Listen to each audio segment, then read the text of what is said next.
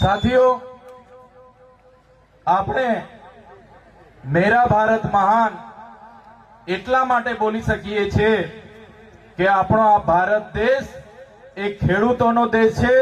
આ દેશ, આ ભૂમિ એ ખેડૂતોની ભૂમિ છે।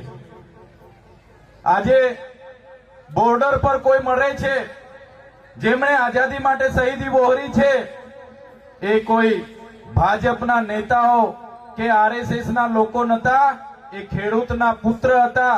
આપણા જેવા લોકોના સામાન્ય પરિવારના યુવાઓ હતા, જેમણે શહીદી વહોરી આપણને આઝાદી અપાવી અને આજે બોર્ડર પર રહીને આપણા દેશની રક્ષા કરે છે।